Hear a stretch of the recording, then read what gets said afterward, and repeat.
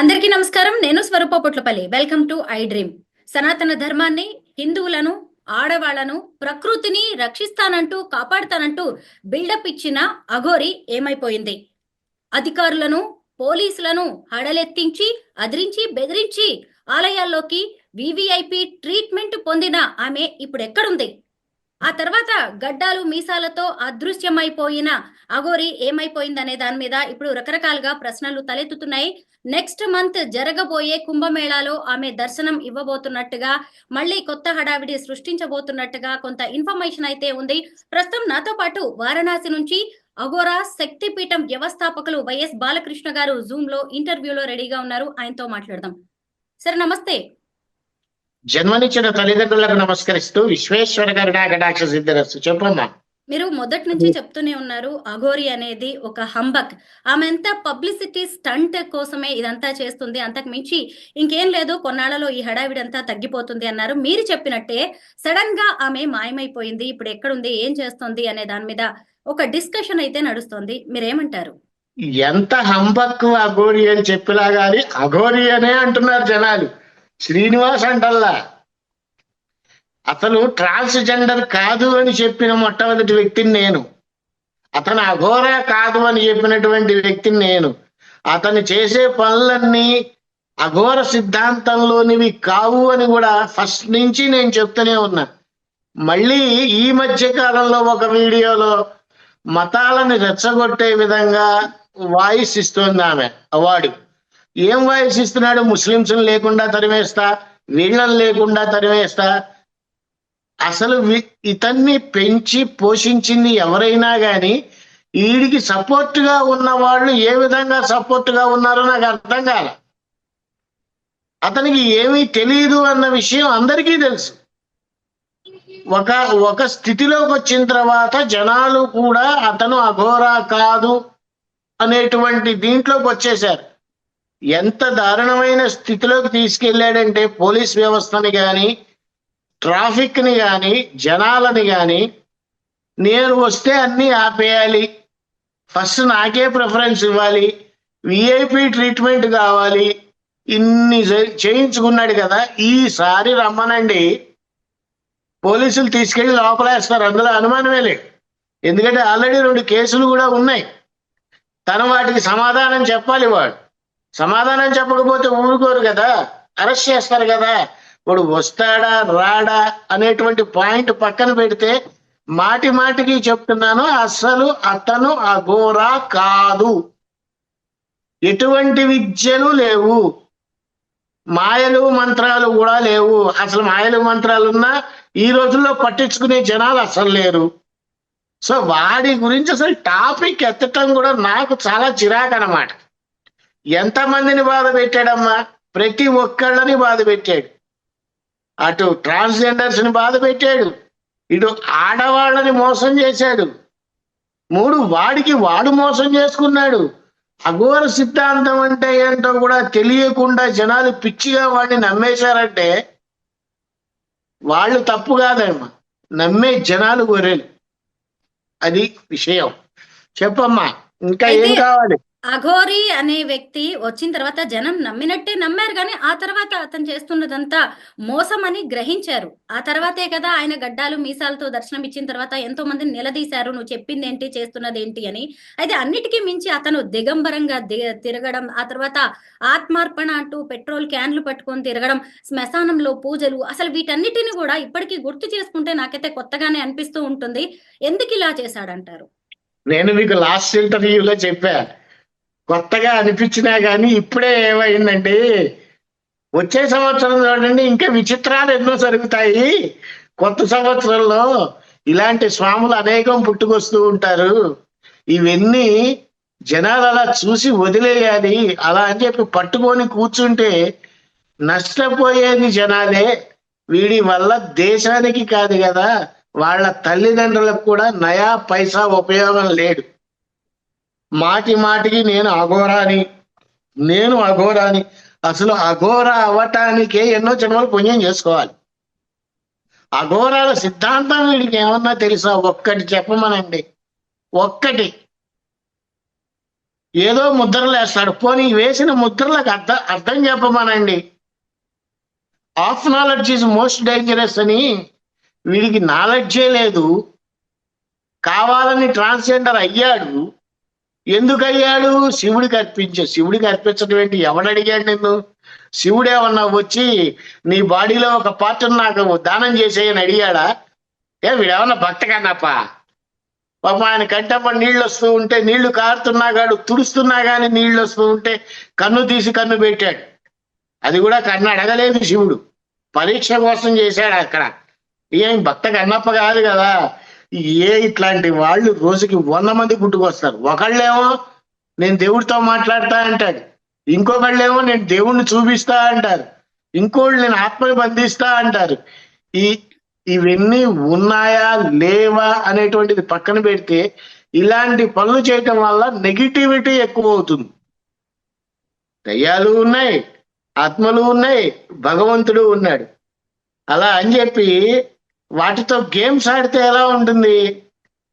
Pull దగ్గరికి వెళ్ళి నేను నోట్లో తల పెడతాను అంటే ఎలా ఉంటుందో అలా ఉంటుంది ఇది కూడా. ఇలాంటి పిచ్చి పిచ్చి పనులన్నీ ఆపేస్తే చాలా బాగుంటుంది. ఈసారి కనుక వస్తే వాడిని తరివేస్తారు జనాలు, డౌటే లేదు అందులో. వాడిని వెనక వేసుకొచ్చిన వాళ్ళందరూ కూడా కాస్త ఆలోచించి ఎవరికి మనం సపోర్ట్ చేయాలి, ఎవరికి చెయ్యకూడదు, ఆ వ్యక్తి ఎటువంటి వాడు, వాడి బ్యాక్గ్రౌండ్ ఏంటి, ఏం చదువుకున్నాడు, అసలు ఈ స్టేజ్లోకి ఎందుకు వచ్చాడు. ఈ మధ్య చాలా మంది రండి చూద్దాం, ఎవరైనా ధైర్యం ఉంటే హిమాలయాల్లో నాతో పాటు 4 గంటలు నేనుంటా, 24 గంటలు, 4 గంటలు కాదు 24 గంటలు ఉంటా. మీకు తెలియని విషయం ఏమీ కాదు. కొత్తగా ఢిల్లీలో ఎంత చలి ఉంటుందో తెలుసు, హరిద్వార్లో ఎంత చలి ఉంటుందో తెలుసు, నేపాల్ కాఠ్మాండూలో చలికాలం ఎంత ఉంటుందో తెలుసు. ఆ నేపాల్ కాఠ్మాండూలోనే నేను 24 గంటలు ఉన్నా బట్టలు లేకుండా. ఇవన్నీ ఏంటంటే మనం ఏదో చేస్తున్నాం, మనం చేసింది నలుగురికి చెప్తే అది గొప్పగా ఉంటుంది. That is not correct. నీ సాధన నువ్వు చేసుకో. నువ్వు చలిలో ఉంటావా, ఎండలో ఉంటావా, ఎక్కడైనా ఉండు. బట్ అదేంటంటే మన సాధనని గుప్తంగా మనం చేసుకుంటే దాంట్లో నుంచి వచ్చేటువంటి వైబ్రేషన్స్కి ఎంత పాజిటివ్ వస్తుందో ఊహించలేమన్నమాట. అలా ఉంటే వీళ్ళకి ఏమీ తెలియకుండా మాట్లాడేస్తే ఏం చెప్తామమ్మా అసలు. అందులో ఈ వచ్చేది ఉగాదికి విశ్వావసునామ సంవత్సరం.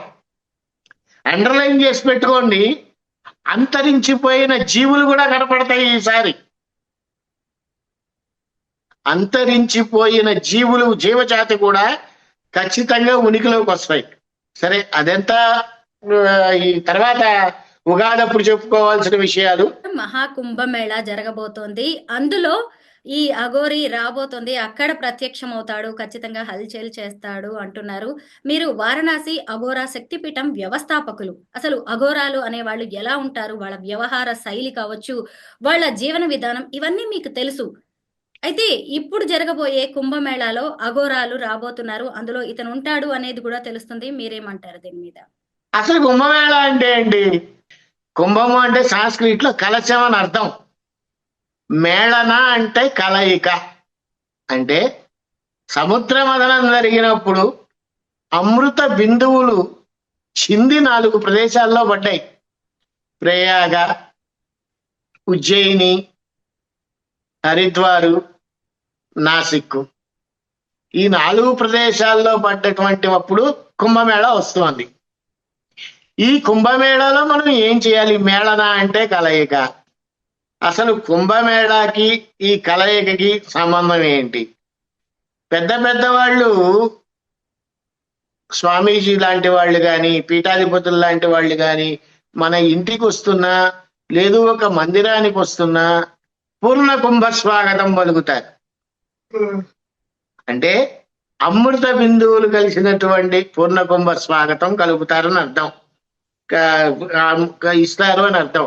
అలాగే ఈ కుంభమేళాలో ఒంటికాల మీద నుంచి తపస్సు చేసుకునేవాళ్ళు, ఒక చెయ్యి ఎత్తి తపస్సు చేసుకునేవాళ్ళు, చిన్నతనంలోనే నాలికని శివుడికి అర్పించేసి ఆహారం లేకుండా ఇప్పటికీ తపస్సు చేస్తున్న వాళ్ళు, ఇంకొంతమంది నది చుట్టూతో తిరిగి తపస్సు చేసేవాళ్ళు, కొంతమంది ముళ్ళ మీద పడుకొని తపస్సు చేసేవాళ్ళు, ఎందరో మహానుభావులు, అందరికీ వందనాలు. వీళ్ళందరినీ కూడా మనం ఖచ్చితంగా ఈ కుంభమేళాలో చూస్తాం. ముక్కోటి దేవతలు కూడా వచ్చి స్నానమాచరించేటువంటిది ఈ కుంభమేళ. సాధువులు, నాగ సాధువులు, అఘోరాలు, ఇలా ఎందరో అందరూ కూడా ఆ కుంభ స్నానాన్ని చేసి వాళ్ళ శక్తిని పెంచుకుంటారు. అందులో ఎప్పుడో ఒకసారి వచ్చే ఈ కుంభమేళ అంతమంది సాధువులు, అంతమంది యోగులు వీళ్ళందరూ కలుస్తారు కాబట్టి దానికి మేళన అనేటువంటిది వచ్చింది. అందరూ ఒక చోట సమావేశం అవుతారు. అంతటి అద్భుత ఘట్టం ఈ కుంభమేళ. ఇకపోతే అఘోరాలు, మీరు ఇందాక ఒక మాట అన్నారు, శ్రీనివాస్ అనే అతను కుంభమేళాకు వస్తాడా రాడా? అతను వచ్చినా పెద్ద పట్టించుకునే వాళ్ళు లేరు, రాకపోయినా పట్టించుకునే వాళ్ళు లేరు. అతను వచ్చిన రకమైన పెద్ద సంబంధము లేదు. వాటి గురించి కాస్త పక్కన పెట్టేయండి. ఈ కుంభమేళ, ఈ అఘోరాలు, అసలు అఘోర ఎలా అవుతారు? అఘోర అవ్వాలంటే ఏం చేయాలి? అసలు అఘోర అవ్వాలంటే ఎవరిని సంప్రదించాలి? మనకి ఉదాహరణగా చెప్పాలంటే అద్భుతమైనటువంటి వ్యక్తి వాల్మీకి. తను రామాయణాన్ని రచించాడు. అంతకు ముందెవరు? ఒక దొంగ. వాల్మీకి అనేటువంటి అతను ఒక దొంగ. అందరినీ తంతు, డబ్బులు సంపాదిస్తూ, చంపి, తింటూ ఇలా జీవనాన్ని సాగిస్తూ ఉంటే వాడి అదృష్టవశాత్తు సప్త ఋషులు వాడికి ఎదురుకుండా పడి ఈ వాల్మీకి అనేటువంటి బోయేవాడు వాళ్ళని చూడంగానే ఒక విధమైనటువంటి వైబ్రేషన్ కలిగి వాళ్ళు కూడా ఇంకొక మంత్రాన్ని శ్రీరామ అని చెప్తే ఆ మంత్రాన్ని పట్టుకొని అద్భుతంగా తపస్సు చేస్తూ, ఎంత ఘోరమైన తపస్సు! తను వాన పడుతున్నా, ఎండ పడుతున్నా, చీమలు పుట్టినా, పుట్టలు పెట్టినా అకుంఠిత దీక్షతో తపస్సు చేసి, వాల్మీకము అంటే పుట్ట కాబట్టి పుట్టలో నుంచి వచ్చిన వాడు వాల్మీకి అయ్యాడు అని మనం చెప్తాం రాసి ఉన్న కథనం ప్రకారం. అలాగే మనకి దీక్ష తీసుకోవాలి అన్న తపన కలిగినప్పుడు నిజమైన అఘోర తనకి తానుగానే మన దగ్గరికి వస్తాడు. వచ్చి ముందర పరీక్ష పెడతాడు. ఎటువంటి పరీక్ష అంటే చెప్పలేము. ఒంటికాల మీద నుంచో అంట, ఆయన వెళ్ళిపోతాడు, వీడు నుంచుంటాడు. 24 గంటలు గడుస్తుంది, అయినా రాడు. చివరికి విసిగెత్తి ఈయన నిజంగా అఘోరానా కాదా అని వీడు వెళ్ళిపోయాడు అనుకోండి, వీడి కర్మ.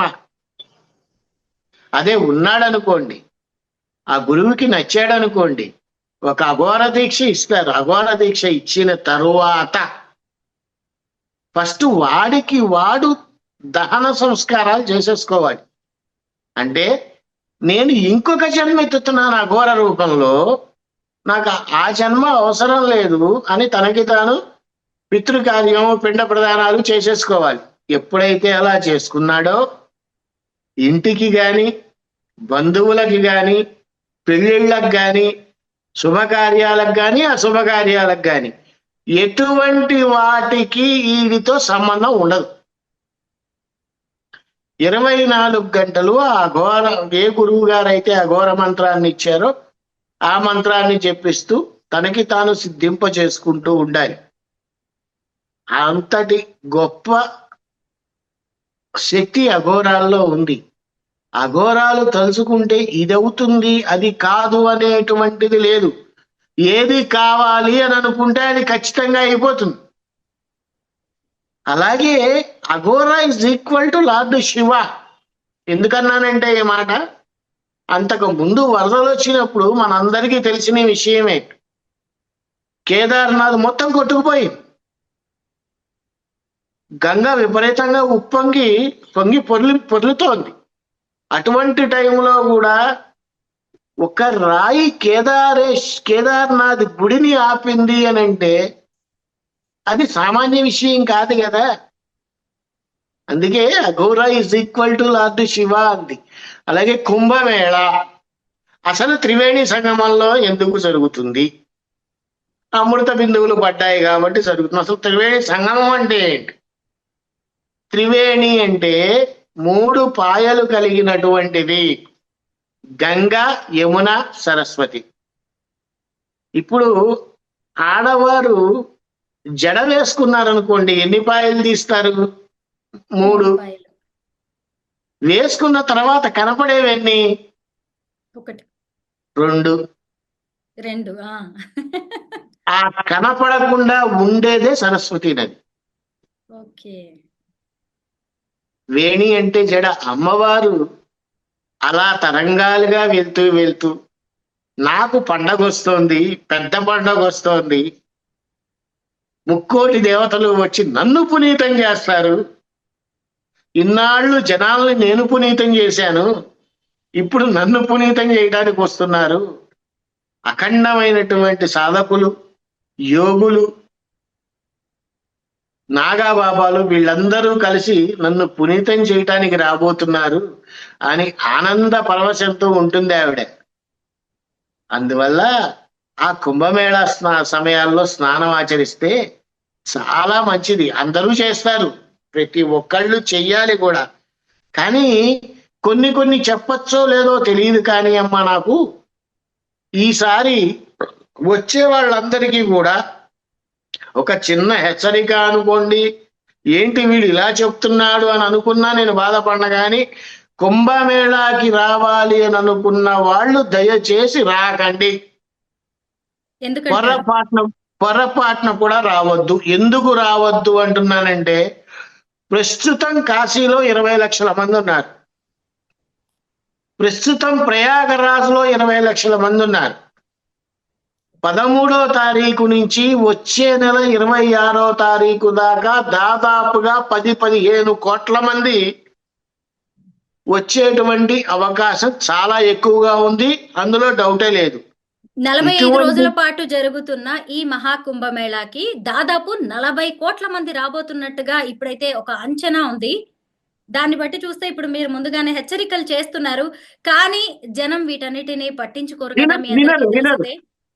జనాలు మీరు ఎన్ని చెప్పినా వినరు. ఇక్కడ విచిత్రం ఏంటంటేనమ్మా, నేను ప్రాక్టికల్ గా నేను చెప్తున్నా.